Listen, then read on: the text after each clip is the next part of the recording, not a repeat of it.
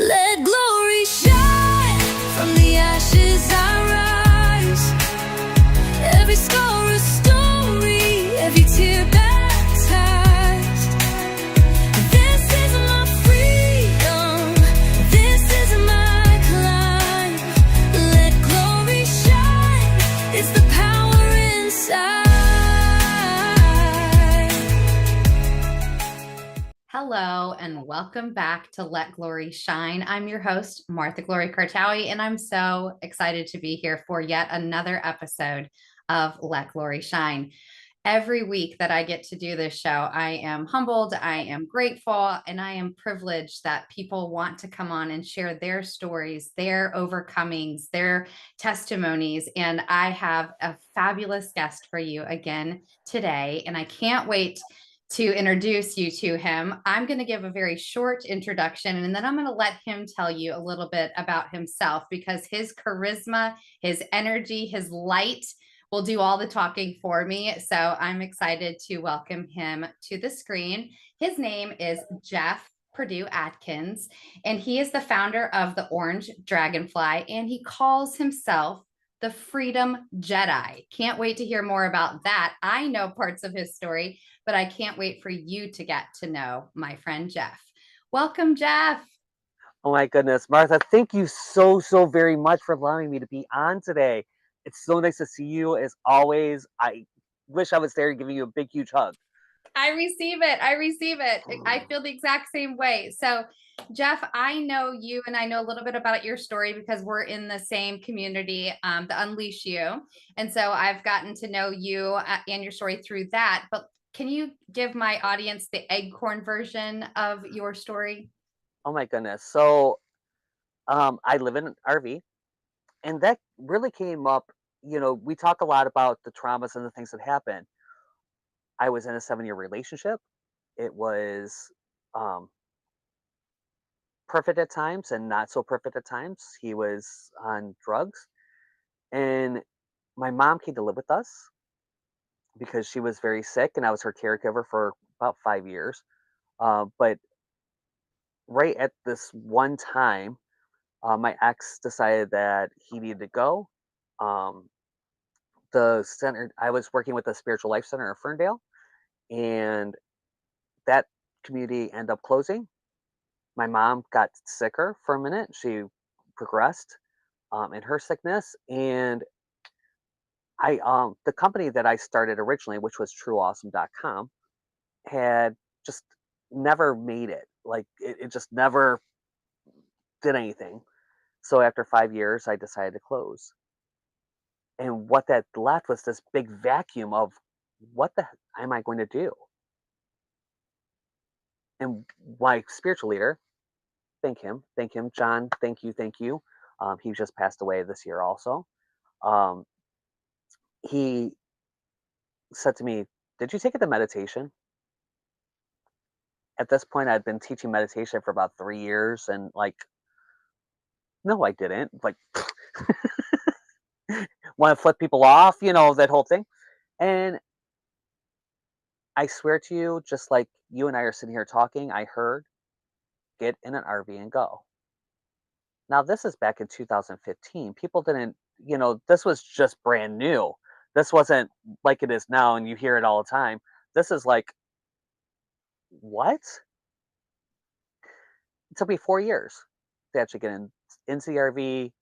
This is my fourth RV, fourth, I think. Um, and I live in it with my puppies. I get to travel, um, and I get to share a brand new operating system with everybody that I call the Freedom Systems. So it's just amazing what I get to do and how I get to impact people. So you were a pioneer for your time, like living in the RV, like you said, especially during COVID. That started a lot. That started a movement of people understanding that they could live on wheels and they could travel and they could have experiences and create communities and all of those things. That became really kind of like a mainstream-ish during COVID. But you were before that. You were pioneering this whole thing, right? So tell me about some of the experiences that you've gotten to have because you took a leap on yourself and you followed that intuition or God or the universe or energy, whatever it was for you. Tell me about some of those experiences you've gotten to have. Oh my goodness.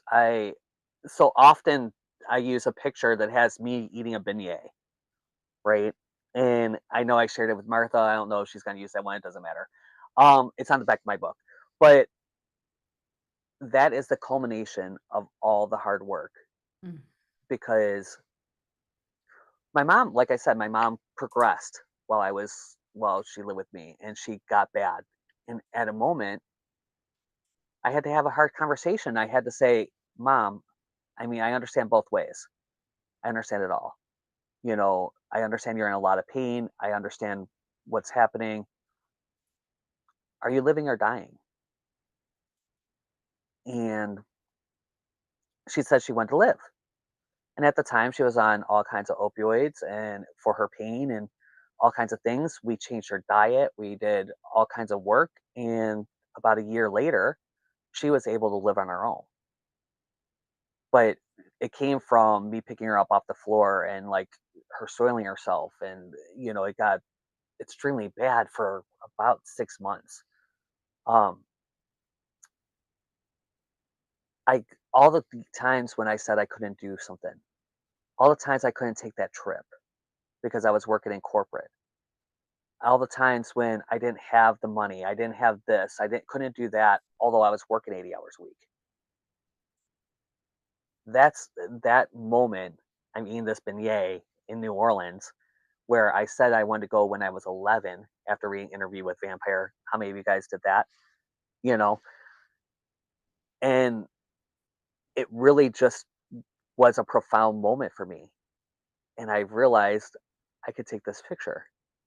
And in this picture, I'm actually crying. You guys can't see it in the picture. I've looked like multiple times. I'm like, can you actually see the tears in my? But I'm crying my eyes out. Um, and that whole time, I got to go to New Orleans. I got to go to. I was in Mississippi for a long time. I was in Tennessee for a while. I was in Florida. I spent a month on the beach in Texas, y'all. There was nothing like it. You can't buy this kind of beachfront property. It's too close. So, I'm literally parked on the beach in Galveston, one of my favorite places in the world. It's one of the places I would think about moving to. It's just so beautiful. And I sat on the beach and just what I called my saltwater cleanse. I met some Wow. amazing people. You know, and I've been able to really just enjoy life again. And Yeah. that doesn't mean I don't work. I work. Right. I still do everything. But I'm privileged enough to be able to do that all from wherever I am. Yeah. Yeah. I love the story about the beignet, and I had heard parts of it before. What it reminds me of is the beignet now has become an anchor for you, right? Like Mhm. whenever you see that picture, you're reminded of this choice that you made to dive into the sweetness of life, to be present, to take your life back, all those things. That anchor, that beignet, that picture is always going to be your anchor. You will not be able to look at a beignet without being reminded of the sacrifices that you've made, but also the what you have embraced as you've made the decision to go on the road, and as you've taken your life back, which is the culmination of all of that, is what life is all about. Yeah, yeah, I truly believe that. I truly believe we spend so much time in our lives sitting here saying, I can't do that. I can't do this. I can't do Mm. that and I call them the fatal F's of fallacy and family and fear. They show up all the time. And I can't do that. I've never done that. I can't do that. And who who said you can't do that? Yeah. Yeah. One of the things I talk about a lot is that there's unlimited possibilities in this in every moment. Right now, I can go and take off all my clothes, go running down the street, screaming la la la la la la la la la. Okay. Now, It's a am- choice. it's a Yep. choice, right? Yep. It's a choice I can make. It's Yep. probably not the best choice for my life, although it probably would feel really great right now. It's like that perfect temperature right now. We're like hovering around 75, running down the street, completely naked, like I was 3, probably would feel really good. Okay. And I would probably get arrested and I would get, it had all those consequences. Every moment you have all kinds of choices. Yeah. Yeah. And we forget that. Yeah. We forget that we have choice. And we feel like we're stuck in this life that just doesn't work anymore. And we're miserable. Yeah. People are stuck in relationships, they're stuck in jobs, they're stuck in just all around lives. Yeah. And they're existing, not living, right? We Correct. both talk about this a lot. We have every moment's a choice. And when every moment is a choice, we get to decide, like, are we just existing? Are we just floating through letting life happen to us? Or are we making choices that are indicative of what we want and what we are becoming and who we're becoming? And right, like that's what choice really means is, are we just making choices that keep it here and just safe and just comfortable or uncomfortable, right? Because a lot of our Mhm. choices force us to be uncomfortable or comfortable, and we keep making the same choices that don't feed us, don't propel us, don't elevate us, don't change us, right? So those are all choices. But I want to go back to something you said because it's very, very powerful, and I want to emphasize that, and that is the I can't mentality, right? Yeah. We will never become bigger, better, bolder than our I can'ts. So if you say I can't, da da da da da, I've never, da da da da da, I will never, da da da da, you won't. That is plain and simple. You won't, you can't, you will not, right? Because we will never grow more than our I can'ts. We will never elevate more than I won'ts or I could Mhm. never's. It's not possible. It's all energy, right? And I talk about Right. this, and my clients are like, I've never thought about that. I'm like, you are literally putting a cap on your potential, on your purpose, on your mission, on anything that could come from you when you say, I can't, or there's no way. Guess what? You will create the circumstances around you to make there be no way. Mhm. You got to change up the talk. You got to change up the way that you are speaking to yourself, about yourself, around yourself. Like it's so important. And I know that you understand that, and I know that you share that same sentiment. But like Mhm. that I can't mentality will change your life when you decide I'm not going to speak this way about my potential, my mission, my vision, my habits, any of those things. Yeah, I mean, when I heard get in an RV and go, I'm not an RV guy, okay? I'm pretty fabulous. I'm a karaoke king. I'm hitting the karaoke circuit. I really never even wanted a yard. Honestly, I wanted to always be in a nice apartment with a good balcony overlooking something in town, enjoying my life, with a little pad for my dog to pee on. Okay. That's what I want in my head. And then I was told, get an RV. I'm like, I'm taking care of my mom. I wasn't working from home at that point. I wasn't doing any of this. So, and then I started going, why not? Why not? Yeah. Why can't I? And I gave myself the list, right? I gave myself the list why I can't. And then I started getting my list of why wouldn't I? What's holding me back? What are the barriers? And when we start talking about those barriers, then they start being like, oh, well, I don't have that kind of job. Okay, well, at the time, this is when people started actually working from home. Like right around this time is when this all started being possible, right?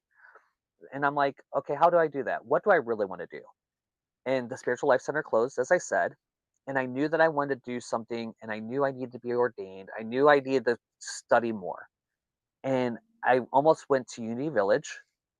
I was looking, um, and I found that I don't really believe what they believe. I was at the Spiritual Life Center, which was technically it was a Unity church. It really wasn't. It was very different, and it was very open about what we learned from. Very modern, very different, very welcoming. And what I found with most Unity churches I've been to, it's some kind of metaphysical Christianity. It's like, okay, taking the Christ out of Christianity, it was, but you're still believing all the same things, and like, Okay, so you take out that story, right? And I'm not saying if you believe in Christ, you're bad or wrong or anything. It's just not what I believe, right? And when I started actually looking, I was kind of I kind of started chuckling because I found the Temple of Jedi Order, and they have a full seminary and a full thing, and it's a lot of it's not just an online little certification. I You had to go to school, you had to learn, you had to do this whole thing, and they and it was insane for me. But what I loved about it, there was no dogma. There was no one way I had to I have to believe this exact way, and this is how we practice, and this is what we do. And so you got to really start creating, okay, what works for me? And we in our studies, in the seminary studies, we actually learned a whole bunch of things from a whole bunch of different religions, and had to go, and I have made a vow that I'm going to protect your right to believe what you want to believe. So it's just one of those things, and it's kind of cool. Don't get me wrong. I like being called a Jedi. And then I started, but years ago, I kind of started looking at Tantra, right? And I looked at it for all the same reasons why you can think about it, right? It's all about sex and it's all this and it's supposed to be so cool, right? And I realized it wasn't. And then I realized that really, when we're talking about this, we're talking about the same things. And we're talking about the energy centers, the, the macro and the micro, right? From the force to Kundalini, it really is those two spaces. So how do you move that for your body? How do you make that actually work for your everyday existence? Not just because, oh, it's cool. Not just because I want to go and get laid, and when you start actually moving energy and actually looking at this as the energy moving, life starts opening up. Things start opening. And I know that you do some Reiki and stuff like that. It's all on the same. Where are you? We're all pulling from the same power. Let's face it. It doesn't matter where you're pulling from. You're pulling from the energy centers of the earth and the universe. So call it what you want to call it. Find a way that works for you, and don't let anyone else tell you you're wrong.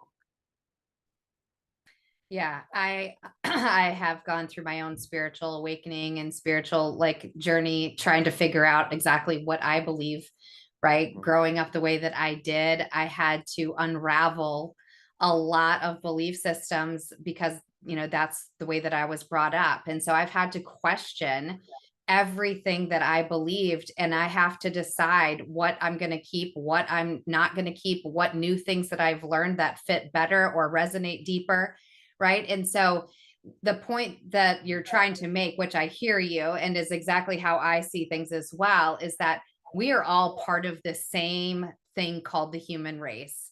Mhm. And all of us have a responsibility to our own journey and our own human experience to figure out what we believe and to own that, right? Not to allow somebody else to dictate that, not to ask yourself the deep questions, ask yourself the hard question. Does this resonate in my heart, in my soul, in my gut? Does this resonate? Does this feel good? Or do I believe it because that's the way I was brought up, or because that's somebody smart on TV said, or there was a preacher, right?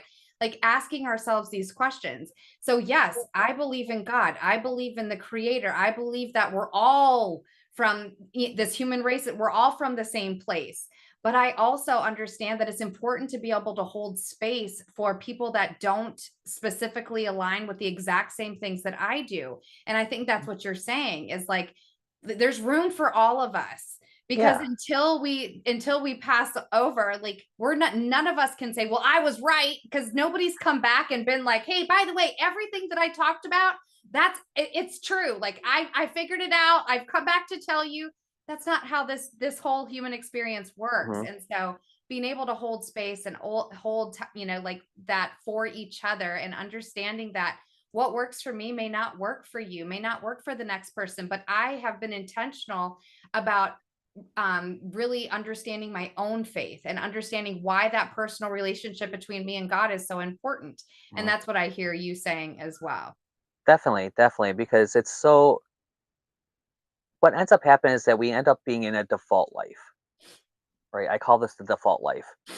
And we go along, we don't question things, we kind of just react to everything. We don't really, yes, you make some choices here and there, we have to, we're human, so you have to make some choices, but you don't ever question those choices again. You don't ever question you know, why you picked that house. Okay, what you might love your house. I'm not saying that you don't love your house, right? Yeah. But okay, is this actually working for me? Why are you at the job? Why are you doing this? Do you believe that? And I have some beliefs I still have to question every so often, right? I have to Yeah. like I find something that pops up and I'm like, oh, where did that come from? Oh, why do I have that? I talked a couple years ago. There was someone that was in our mastermind, and he was always very nice and very sweet and very loving to me. But his message scared the crap out of me. Mm. It was very right wing. It was very not hateful, but just on the like if you were actually in the meeting, you probably would hear some things. You know what I mean? But everything was right there.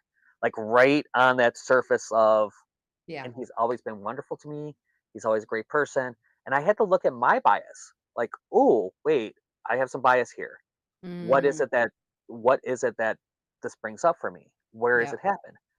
I've been attacked. I have valid reasons for being afraid. Yeah. You know, I've had somebody spit in my face. I've had people like literally want to punch me. I've had all this happen. I had my boyfriend was punched and end up having to have surgery. I've had, so yes, I have some fears. Yes, I have some things that are valid, just as everyone does, you know. And he never did that to me. Yeah. It's not him. And I had to like really look, okay, why is, and it drove a wedge. And we're friends still. And it's been wonderful. When we start questioning those things, we stop actually allowing yourself to drift. So there's two kinds of flow, right? There's the fatal F flow, and that's the you just kind of drift along and you kind of, you make a decision here and there, you make a turn here and there, but really you're just going. You're just existing, and it's okay. I say all the time, you're perfect, whole, and complete just as you are. Stop. Full stop. There's nothing you have to do. I could sit on this couch for the rest of my days, never open up a computer, never open up anything, get up, go to the bathroom, and come back, and I'm still perfect, whole, and complete. Yeah. It wouldn't make me feel good, and I wouldn't be able to do it. And after about 48 hours, I would be absolutely insane. But I Right. could. Yeah. That doesn't make me any less, Right. I get the point. I understand completely. Yes. I want to back up because again, gold, and I want to emphasize it. When you were sharing about that experience, when we don't question, why is this bringing this up for me? Why am I feeling like this is triggering me or this is making me feel uncomfortable or why? And they haven't done anything specifically against us, right? Mhm, It follows that whole ideology of, hurt people. And oftentimes we end up bleeding on people that didn't actually hurt us because of that trigger and that emotional, whatever it is that comes up. And we lose our minds or we lose our like ability to reason, and so mhm, we end up bleeding on somebody that didn't hurt us in the first place because it triggered us, right? So being able to step back and say, okay, what is this bringing up for me? Why is this making me feel this way? He hasn't crossed the line, he hasn't done anything to specifically hurt me, but what's coming up for me, right? I too have had many moments that, And oftentimes it's because it reminds me of somebody that did hurt me. It Mm. reminds me of something that has the emotional connection still of something I haven't let go of. And so it's a me thing. It's not a them thing, Mhm. right?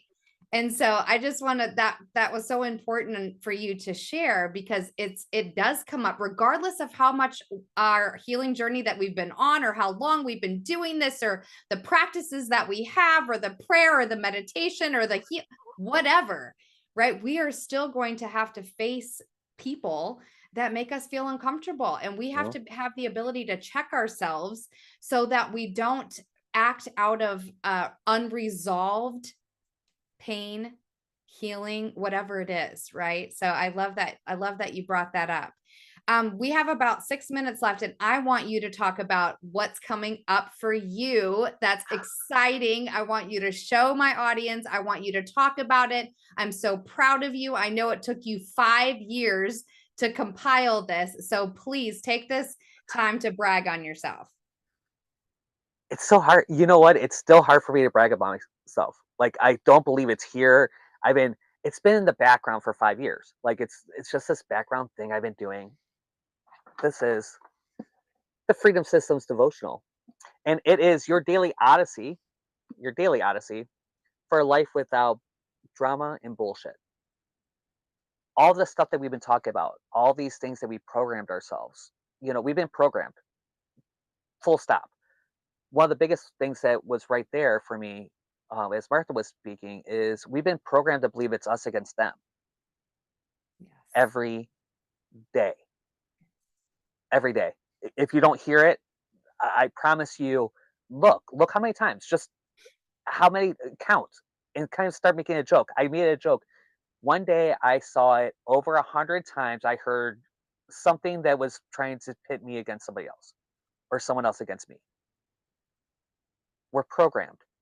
And what this book does is help you take out that programming, or question the programming. You might not take it out. Maybe you like it. I don't know.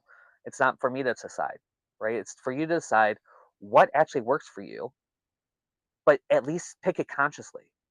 Yes. We become conscious creators of our lives, and it goes through, each month has a different theme. September is all about setting it right. It's so much because it's my birthday next week. It comes out on my birthday on the 10th. And so what I always end up doing is I end up going and doing the life assessment, right? Don't we all? Right before our birthday, we do this, like, how was this year? What went well? What didn't go well? Sometimes I'm more loving to myself. Most of the time I'm not. Like, let's face it, I don't care how much work you've done. You still beat yourself up sometimes, Yeah. right? And what this does is it guides you through it gently. So I stopped. I'm like, I'm not doing that this year. I actually wrote this. I wrote something to actually do this. And every day there's, like, for instance, for today, let me find today. There's a napkin there. There's a little message, and the message is assessing alignment with your values, your energetic diagnostic. Okay, so we're gonna just look at, are your actions on what is missing aligned with your values? Like, what's coming up there? One of the things that comes up for me is that I still haven't done the brake lights, so I can leave. Right. So on this is a new trailer, and there's some things I had to do in order to get it on the road. So had to think, well, okay, what value am I looking at? And the value I'm looking at is my family. I'm really concerned about my family right now. So I'm trying to be here a little bit longer. I didn't go where I was going this summer. You know, all these things kind of happened. So it just became this thing. And I realized that I'm not rushing out of here. And I'm not really, like, but I'm not doing the things to get it able to leave either. Right. So there's an awesome practice of the day. Like, today's is, list 3 to 5 of your most important values, and then look at what it is that your integrity list that we did yesterday, how that correlates and why it's there, why is it a disconnect, why it takes your energy. Because that's what happens when you're in a Yeah. disconnect, Yeah. is that your energy, you feel tired, and you're like, there's no reason why I'm tired. Why am I this tired? Oh, because I'm, did didn't do this or I did that, or, and it's not aligned to my values. And then there's a mantra. So today's mantra is my value guides me, my alignment creates my peace. There's the weekly mantra, which is I face my reality with honesty. My awareness creates my alignment. Mm. There's a prompt to journal. Like, guys, you will definitely start realizing your life differently, right? And September is, like I said, it's all about setting it up. Next month, we talk sex. We go into some Kundalini stuff, looking at triggers, looking at with some of the things being so readily available, with porn being so readily available. And, you know, let's face it, for a lot of people, sex is readily available. It's an app away. Yeah. How do you control that? And how do you start like really seeing it differently and having it start feeding your life? Your relationships feed your life. And we do that through lock and optimum. We looked at in November, we talk about sex again. We're talking about it. What is it that you really like? What is it that really turns you on? What is it that you really want out of a relationship? Where does that fit in? And then we Yeah. go into December, which is all about being present through the holidays. I love it. Love it. I feel like we could take a section of time for an episode per month as this rolls out. So unfortunately we're out of time, but I just want to say thank you so much for coming on Let Glory Shine. I always end my episodes the same way by asking my guest, what does it mean to Jeff to let his glory shine? Show up. One of the things that I've done my whole life, ever since I was someone threatened me to have me come out, is that I'm going to live my life openly and allow that life to speak to other people. They could Mm, judge me on my life. There's not a question you can ask me. I'm going to give you the answer. You probably don't want to know the answer most of the time, but I'll give it to you. And I'm not ashamed of anything. I love it. Just So, show up. Y'all heard it yep. here.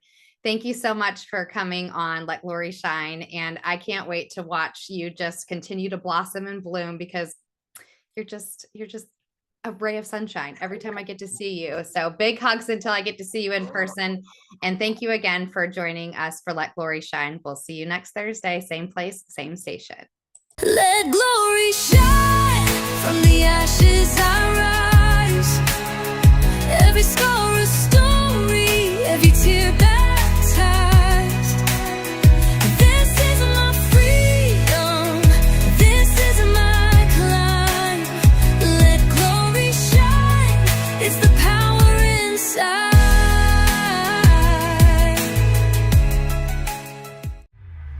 This is your prosperity era, where dreams align with grace, abundance flows like rivers. You've stepped into your place. Rise, reign, and remember, you were born to shine. Welcome to your moment, Prospera, it's time. We hope you enjoyed today's show on Prospera TV Network. Make it a point to visit us on YouTube and catch all your favorite shows anytime you want. Interested in hosting a show of your own? Or advertising your business on our network? Contact Elena Rodriguez.